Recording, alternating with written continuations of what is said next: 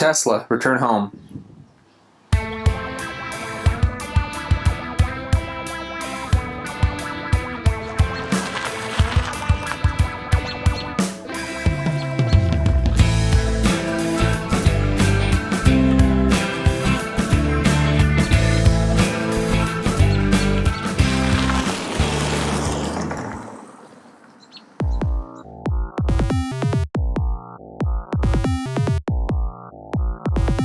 Hi, I'm Fox. I'm Bonzu. You're watching the Two Smart Guys show.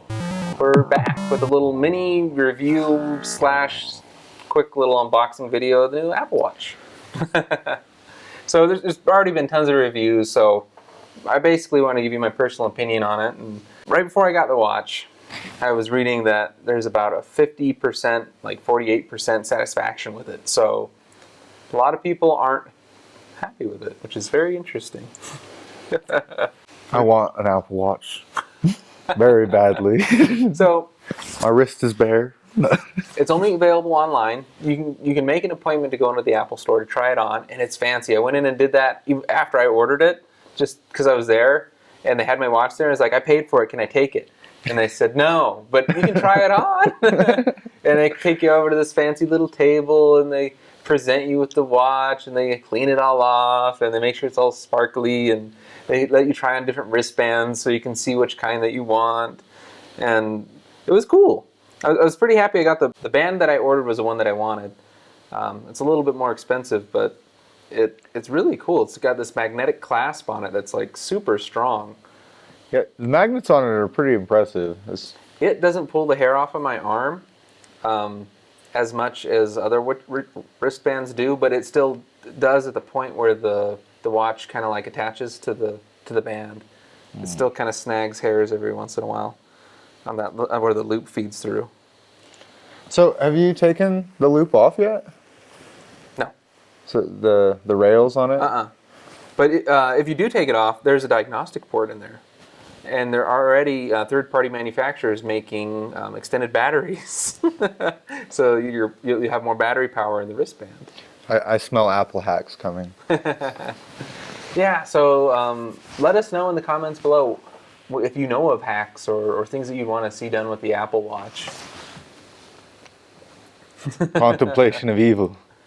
So you can only order it online, and you had to wait until midnight to order it, and they sold out within minutes. Yeah, I fell asleep before I could order mine, and thus my wrist is empty. I fell asleep watching TV while I was waiting for it. When I woke up, I was too late, and I didn't get mine until just yesterday, which was like 3 weeks after the launch or something like that. I had to wait longer.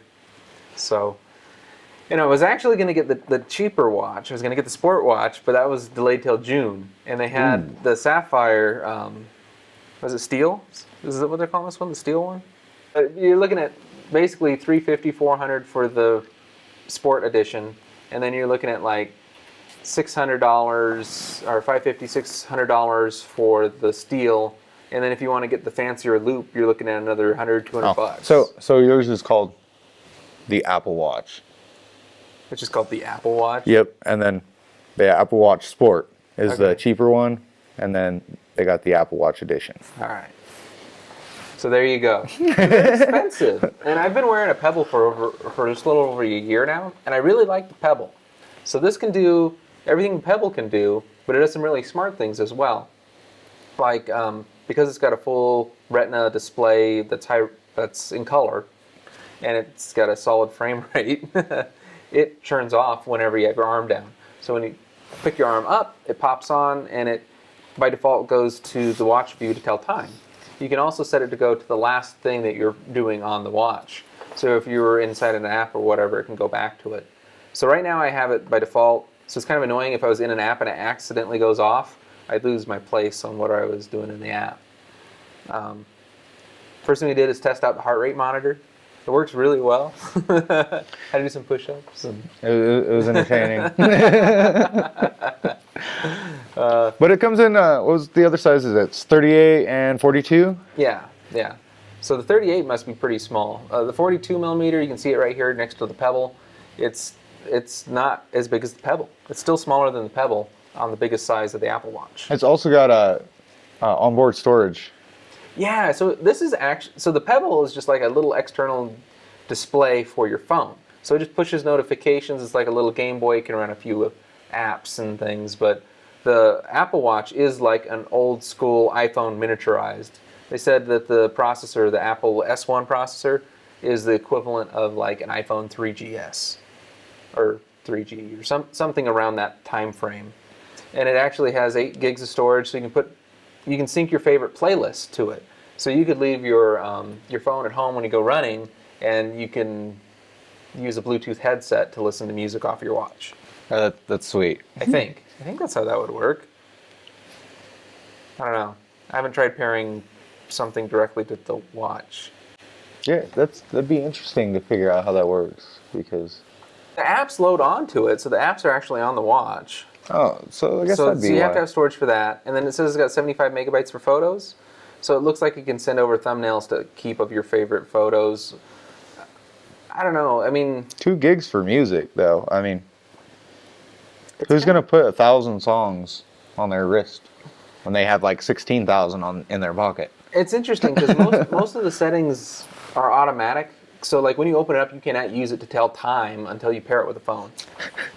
And it takes a while. The whole setup process took a little while. It depends how many apps you have. Yeah, it's synchronized. It looked through all my existing apps on my iPhone, and then it synced the portions of them that were made for the Apple Watch. So I have been reading that a lot of people are having trouble with it crashing on pair.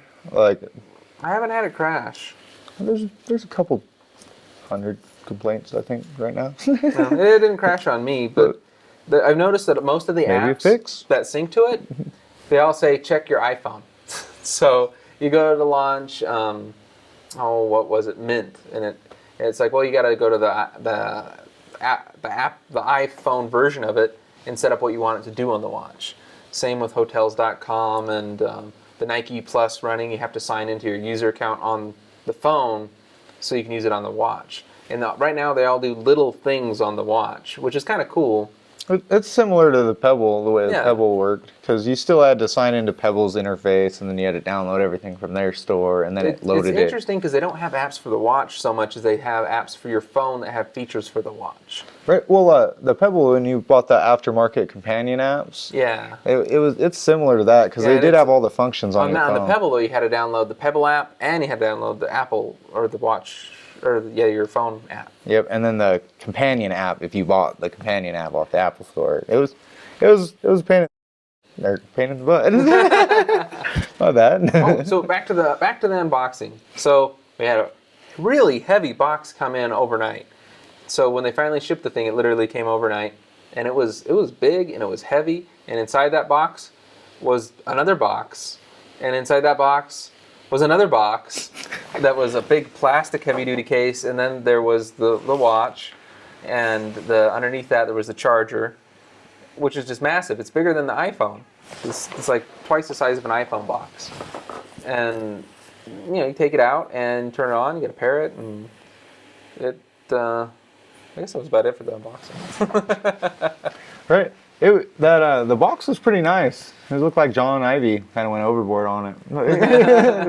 It had like a cellophane wrapper you had to peel off of it. There was everything had some kind of a little wrapper around it, and there was a bunch of them all over the place. I think it took him like 10 minutes to open it. So, a couple of cool features that I found that are pretty useful is the battery saving. It actually seems to last. Well, I've only had it a day, but it hasn't gone low on me or shut off yet. It works pretty well as a speakerphone. The volume's not nearly as loud as the iPhone, but you can answer calls on your wrist and just talk to people. And it's kind of cool. Like, you don't have to find your phone. You can have your phone charging, and you can be in a different part of the room because it has Wi-Fi on it. It does what is Apple calling it? The handoff or whatever. Yeah, handoff. And it uses your phone as a proxy, so that's how you can answer phone calls on your Mac or your iPad through your phone number. It does the same thing with the watch. It looks like they're using Xcode for development, for app development for the Apple Watch. instead of Swift. That's kind of... Well, I guess it doesn't have metal, so that makes sense. Because Swift was made for metal, which was their graphical... I don't know, but I know there's a lot of complaints on what you're not allowed to do on it yet. You can't make an app that tells time for the watch. You can get banned for that. Or they won't approve your app, which is weird. You can't have a watch face on the watch. What was the other weird thing you can't do? You can't make use of the heart rate sensor. I got the Nike app. I was like, this is going to be awesome. It'll track my heart rate. Nope. They're not allowing it yet. Which is the same thing they did when the iPhone first came out. They restricted a whole bunch of the things that you could do.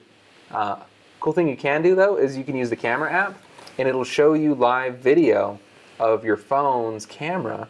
And so you can set it up on a tripod or whatever, get framed up, and you can take your photo off with your phone, and you can see it on your phone. So you can use the higher res back part of the camera, which is kind of cool. I think I'm running into interference issues because it's got a 2.4 gigahertz Bluetooth, 2.4 gigahertz Wi-Fi. My car has that, my iPad has that, my headphone has that. And I've noticed sometimes they lose range and they cut out because I've got just too much in that spectrum going on all at the same time. You were like a walking spectrum killer. And they're all like supposed to be spectrum and dynamic and change and all this stuff, but I think we're getting to the point where that spectrum's, they're going to have to open up some other end of it for devices because it's getting oversaturated. We're talking to you, FCC. We want DFS M2. No.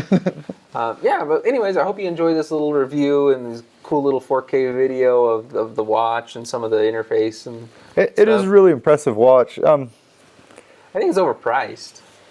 I think this like $75 to make watch should be more like $200 than $700. It's 300. It's only $350 if you just want the watch. Yeah, if you want to get the small face and just the plain. Well, it's only $450 for the bigger. Well, it's no, 400. Just only 400 for the bigger sport. Only 400. You can get yourself a Pebble Time, which is the color one, for 200, I think. Yeah. So for half the price, you can get like. And it's got 90% of the functionality. It's got double the App Store. Maybe half the functionality, because the Pebble doesn't have like a. It doesn't have a speaker in it, and you can't talk into it. But oh, the Apple Watch does Spock to Talk. yeah, Spock to Talk's here, people. Spock to talk. That's like Star Trek. Like Siri's pretty cool. You just say, "Hey Siri, how's the weather?" And it doesn't talk to you though. But unless there's a setting I'm missing. Oh, and, yeah, I did notice that. I forgot that the taptic feedback engine or whatever it is really cool. It's cool. It's like a little pulse that lets you know when you're getting calls and things. It's easily ignored though. With the Pebble, I was like buzzing all over the place. My head was buzzing from my headphones. My watch was buzzing. My arm was buzzing. It's weird. Then the ringtone isn't a ring; it's a click. You can hear it. It goes click. Yeah. You can turn it off. It threw me off. I thought it was my phone for a second. Yeah, if you don't like wait. it, you can turn it off. I had it off to start with, and I turned it on just so I could notice it a little bit more. And you can adjust the amount of the flick. It feels like a flick. You can set the intensity of it. Anyways, I've been rambling on for too long. Thank you guys for watching the show. Please subscribe to the feed. We're going to put more of these hacking videos out. I promise, I swear. I'm not sure if this is coming out before or after the one we did on Kali, Linux. Trying to get some screenshots into that one. But we have more to come. We got WPA2 hacking. We got building your own Wi-Fi rogue access point. Yeah, we're having some fun with Raspberry Pi 2s. So. Oh yeah, and Kali Linux. Please subscribe to the feed. We'll see you guys next week. This is the Two Smart Guys Productions.